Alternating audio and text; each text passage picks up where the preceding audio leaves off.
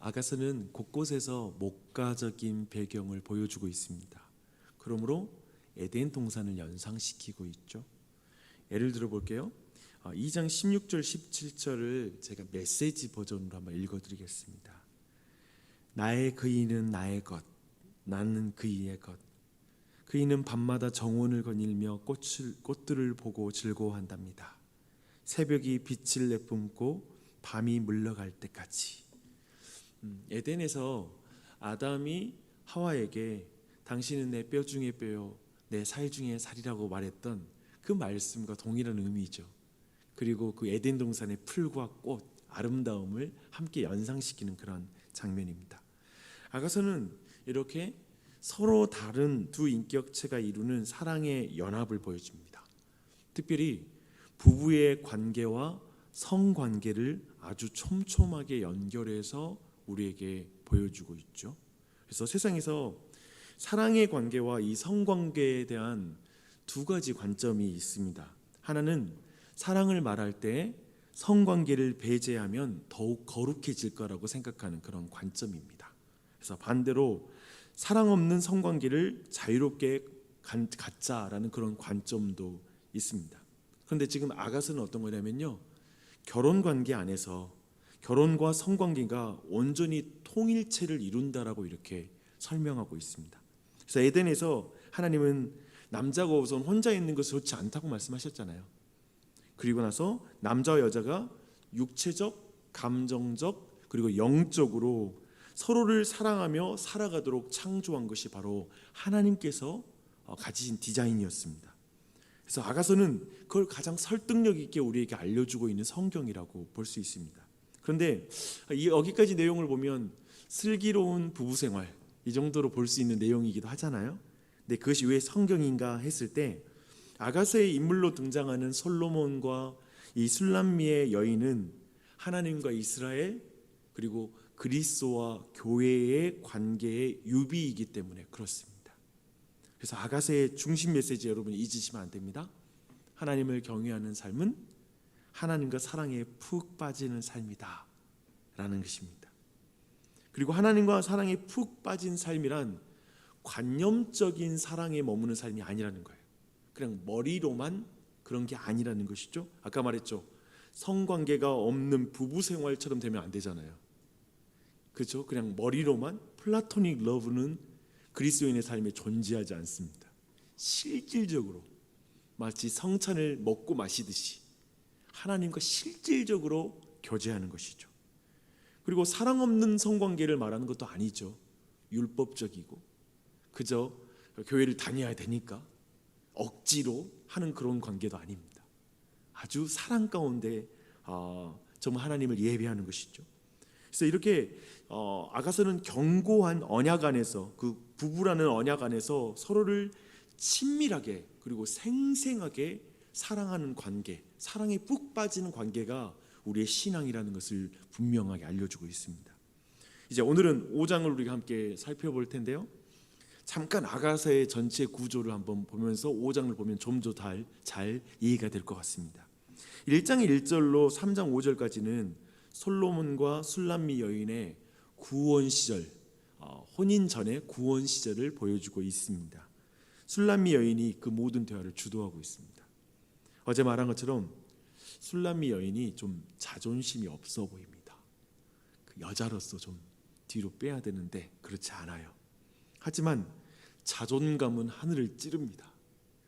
매우 적극적으로 솔로몬에게 요구할 것을 요구하고 있습니다.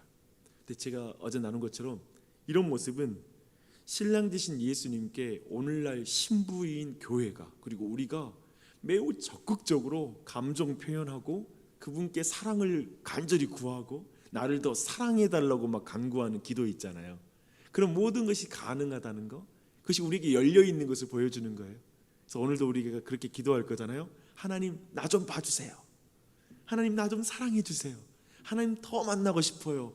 막 그렇게 적극적으로 기도하는 것이죠. 그 모습을 우리는 솔로몬 여인에게서, 술람미 여인에게서 볼 수가 있습니다.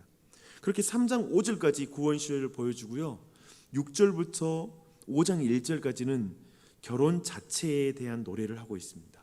결혼식 과정을 쭉 보여주고 있어요. 그리고 5장 2절부터는 행복한 부부 생활에 대한 노래를 이제 끝까지 보여주고 있습니다. 그런데 오늘 우리가 읽은 5장 2절부터 6장 3절은 갓 결혼한 술람미 여인이 꿈에서 솔로몬과 헤어지는 체험을 하게 됩니다. 그 꿈을 꾸게 돼요. 이 부분이 이제 아가서에서 가장 어두운 본문이거든요. 근데 그 부분 쉽게 말하면 악몽을 꾸는 거예요. 끔찍한 악몽입니다. 정말 끔찍해요. 솔로몬의 그 꿈의 내용을 한번 볼게요. 이제 솔로몬은 먼 길에서 팔레스타인의 굵은 이슬로 흠뻑 젖어서 이제 밤길을 밟고 집에 도착했습니다. 그래서 신부를 부르면서 문을 막 두드리는 거예요. 근데 술람미 여인은 이미 잠자리에 들었잖아요. 그래서 다 발도 씻었고 그리고 이제 옷도 잠옷으로 다 갈아입고 딱 이렇게 누운 것이죠. 근데 아마도 그 가운데 이제 일어나서 문을 여는 것이 귀찮고 불편하다는 생각이 든 것일까요? 여인은 뭔가 준비가 되지 않은 거예요. 그래서 뭔가 더디 일어난 것으로 보입니다. 그러나 솔로몬은 이제 문틈으로 손을 내미는 거예요. 그래 그 손을 내미는 그 손을 보는 순간에 술람미 여인의 귀찮은 마음은 사라지고 다시 남편을 향한 연정의 마음이 이제 타오르기 시작합니다. 그래서 마음이 두근거리는 거죠. 4절이 말하고 있어요. 술람미 여인은 잠자리에서 일어나 이제 문을 열려고 밖을 이제 보니까 그때 가슴이 주저앉습니다.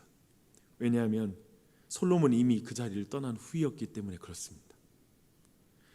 그 귀찮아하는 마음 때문에 자기가 그 주저하는 그 순간에 그만 자신이 사랑하는 그 사람이 물러가 버린 거예요. 그 생각을 하니까 그녀의 마음이 정말 억장이 무너진 것 같은, 하늘이 무너진 것 같은 그 경험을 하게 됩니다. 개역 개정판이 굉장히 잘 번역했거든요. 그녀의 영혼이 나가버릴 지경에 이르게 됩니다. 그녀는 바로 성으로 나가서 이제 신랑을 찾아 헤매기 시작해요. 그 밤중에. 당시나 지금이나 중동 지방의 풍습으로 볼 때 여인이 밤거리에 나가는 건 굉장히 위험합니다. 그리고 나갔다라는 것은 뭐냐면 매우 부정한 여인으로 취급받기 쉬워요. 의심받기 쉬워요. 그래서 그녀는 결국 야경꾼들을 만나게 됩니다. 성을 지키는 자들이죠. 그녀는 그들에게 말할 수 없는 수치와 고통을 겪게 됩니다. 성경의 표현을 보니까요, 그녀는 구타를 당했고요, 특별히 성적으로 폭행을 당한 것으로 보입니다. 악몽이죠. 끔찍한 악몽을 꾸는 거예요. 한번 여러분이 그런 꿈을 꾼다고 생각해 보세요. 끔찍하죠. 유린당한 그녀는 결국 예루살렘의 여자들을 향해 부탁합니다. 아마도 그 어둠 가운데 소리를 지르었을 것 같아요. 상상해 보세요. 뭐라고 소리를 지르냐면요, 예루살렘의 딸들아, 만일 너희가 내 사랑 도디를 발견하거든 내가 사랑 때문에 쇠약해졌다고 전해다오. 그에게 전해다오. 내 남편 좀 찾아다오 라고 이렇게 막 밤중에 소리를 지르는 여인을 생각해 보십시오. 신랑을 찾아달라고 목 놓아 우는 여인, 이미 병에 걸려버린 여인입니다. 그녀는 자기가 신랑이 없이는 도저히 살 수 없다라는 것을 그 어느 때보다 그 악몽 속에서 뼈저리게 느끼는 거예요. 신랑이 떠난다라면 상상할 수 없는 일이죠. 그러자 예루살렘 여인들이 왜 그토록 남편을 갈구하냐고 물어봅니다. 9절을 보면 나와요. 왜냐하면 그 내용 보면 6장 또 1절을 볼 때 술람미 여인은 새 출발을 할 만큼 너무 이쁜 거예요. 아름다운 여인이었어요. 다른 남자를 만나면 될 텐데 도대체 네 남편은 어떤 남편이기에 그렇게 그 남편 찾아달라고 그러니? 라고 이제 묻는 거죠. 그래서 묻는 거예요. 당신의 남편이 어떻게 생겼나요? 특징이 뭔가요? 도대체 다른 남자보다 더 나은 점이 뭔가요? 라고 이렇게 질문하는 거예요. 술람미 여인은 이제 그 여인들의 질문에 대답하면서 자기가 사랑하는 그 남편에 대한 찬가를 부릅니다. 그 내용 보면 정말 절절합니다. 한 남자에게 완전히 푹 빠진 여인의 모습이 나오는 거예요. 남편은 얼굴이 희고도 붉은 사람입니다. 얼굴이 붉다는 것은 솔로몬의 아버지인 그 다윗을 성경이 얼굴이 붉었다라고 표현하잖아요. 되게 아름다운 그 모습을 말하는 거예요. 그리고 그의 머리와 머리털에 대한 아름다운 묘사가 있고요. 눈은 우유로 목욕한 비둘기같이 아름답다, 이런 표현을 쓰고 있습니다. 그리고 나서 그 이후에 여러 가지 표현, 팔과 몸, 다리, 입에 대한 묘사가 이어집니다. 마지막으로 그는 이 사람은 나의 사랑하는 자요, 나의 친구입니다 라고 이런 표현, 친근한 표현으로 그에 대한 묘사를 마무리하고 있습니다. 근데 한번 이 전체 내용 생각해 보십시오. 정말 끔찍한 악몽 맞죠? 그런데 도리어 이 내용, 이 전체 내용은 우리 모두에게 이걸 묻는 것 같아요. 당신에게 가장 끔찍한 악몽은 뭔가요? 이걸 우리에게 묻고 있는 것 같습니다. 여러분에게 가장 끔찍한 악몽은 뭔가요? 이제 하나님과 이스라엘, 그리스도와 교회의 관계에서 이 이야기를 다시 한번 보실게요. 예수님을 신랑으로 모셨지만 우리는 영적으로 잠이 들 때가 있는 것 같습니다. 그리고 잠에 들면 어떤 현상이 나타나냐면 좀 하나님을 만나는 게 귀찮아지고, 그리고 사소하게 보이는 일들로 정말 그 첫사랑을 잃어버린 때가 있다는 것입니다. 하나님과 만나는 감격을 잃어버리는 거예요. 좀 더 잠을 자려고, 때로는 좀 더 돈 좀 벌려고, 그리고 때로는 내가 어떻게 하면 좀 더 세상에서 성공해 볼까, 어떻게 하면 내가 좀 더 다른 사람에게 인정받을까, 그런 생각에 내가 집중하다 보면 주님이 내 마음의 문을 두드릴 때, 그리고 주님이 나를 만나고 싶다고 말씀하실 때, 좀 더 잘래, 귀찮아, 그냥 이렇게 안 해도 그냥 사라지는 것 같은데 뭐 하면서 하나님과의 관계를 잃어버리는 것입니다. 그렇게 나아가다 보면 정말 우리의 인생의 삶이 점점 공고해져요. 오늘 말씀에 본 것처럼 세상 속에서 마치 우리는 영적으로 겁탈을 당하는 것 같은 그런 경험을 하게 돼요. 수치스럽고 정말 내 안에 모욕스러운 일들을 영적으로 경험하고, 세상 속에서 하나님을 비겁하게 부인하기도 하고, 내 삶으로 내 신랑 되신 주님을 자랑하지 못하고 부끄러워하듯 내 입에서는 한 번도 그분을 자랑하지 못하고 살아갈 때도 있는 것 같아요. 도리어 세상에서 정말 수치를 당하는 것이죠. 그런데요, 잊지 말 건 뭐냐면 참 성도는 주님을 잃어버리고 나서야 주님의 존재가 얼마나 중요한지 깨닫게 된다는 것입니다. 그렇게 영적으로 공고해지잖아요. 그때 내가 하나님을 만나야 돼, 내가 그때가 가장 행복했어, 그분 아니면 안 돼라는 생각을 갖게 된다는 거예요. 그래서 술람미 여인처럼 밤중에라도 수치와 위험을 무릅쓰고 주님을 찾고자 나서는 것이죠. 주님의 존재가 너무나 소중하기 때문입니다. 세상에서 완전히 유린당하듯 망가져도 구합니다. 내 신랑 찾아주세요. 내 신랑 찾아주세요. 내 신랑이 어떤 분인지 아세요? 그러면서 그 신랑에 대한 아름다움을 막 말하는 거죠. 지금 아주 빈털털이 된 것 같고 세상에 탈탈 털린 듯한 모습을 가지고 있으면서도 난 주님을 안 만나면 안 돼요. 나 주님 없으면 안 돼요. 난 절대 살 수가 없어요 라고 이렇게 말하는 것이죠. 그렇게 참된 성도들은 술람미 여인처럼 간절히 그 주님을 찾기 위해서 자기의 영혼이 회복되기 위해서 심히 애를 씁니다. 때로는 그분이 자신을 감춘 것 같은 그 순간에도 그분을 찾아서 헤매기 시작합니다. 주 안에 사랑하는 여러분, 다시 한번 묻습니다. 여러분에게 가장 끔찍한 악몽은 무엇입니까? 저 알아요. 여러분이 가장 사랑하는 거 잃어버리는 거예요. 내 아이, 내 남편, 내 아내, 그가 내 삶에서 더 이상 볼 수 없다라고 생각하는 거 끔찍해요. 끔찍해요. 여러분이 가장 사랑하는 걸 잃어버린 걸 가장 싫어할 것입니다. 근데 아가서는 어쩌면 우리의 영혼의 가장 깊은 곳을 들여다보게 만드는 거울이에요. 그리고 묻는 거예요. 너가 가장 사랑하는 게 뭐니?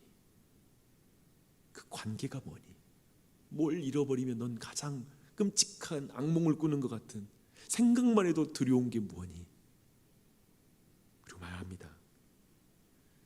영적으로 잠들지 않았는지 묻고 계십니다. 혹시 주님과 만나는 걸 귀찮아하고 있지 않았는지, 그 가운데 정말 일상의 사소한 것으로 주님을 내 삶에서 밀어내고 있지는 않는지, 그리고 그 주님을 잃어버리는 게 얼마나 비참하고 두려운 일인지. 그렇지만 오늘 이 자리에 우리가 기도하는 거, 이 자리에 나와 있는 거, 다시 주님 찾는 거라는 거, 주님 없으면 안 된다라는 고백이라는 걸 믿습니다. 어제 그 말씀 나누고 났는데 우리 여러 지체들이 어제 그 찬양곡이, 이 찬양곡이 생각난다는 걸 이렇게 올려줬는데, 특별히 한 자매님이 보내준 그 가사가 있는데 오늘 말씀과 연관이 있는 것 같아요. 그 곡이 검은 뭔데 갑자기 생각이 안 나네요. 그 가사 읽어드릴게요. 너의 모습 이대로 그대로, 너의 모습 그대로 사랑해 사랑해 사랑해. 너의 마음 그대로, 너의 마음 그대로 사랑해 사랑해 사랑해. 너는 검다 하지만 나에겐 아름답단다. 너는 멀리 왔다 하지만 널 따라 나도 왔단다. 너는 나의 전부란다. 널 위해 날 주었단다. 그런 너는 나의 눈에 거무나 아름답다. 너의 모습 그대로, 너의 모습 그대로 사랑해 사랑해 사랑해. 우리가 거무나 주님 우리를 여전히 사랑하신 줄 믿습니다. 아멘. 그러니까요, 이 아침에 기도할 때 두려워하지 마시고 기도하세요. 감사함으로 기도하세요. 이 고백이 내 가정, 내 자녀, 내 배우자, 그리고 우리 온 교회에 가득하기를 함께 기도해 주니 아침 되시기 바랍니다. 기도하겠습니다.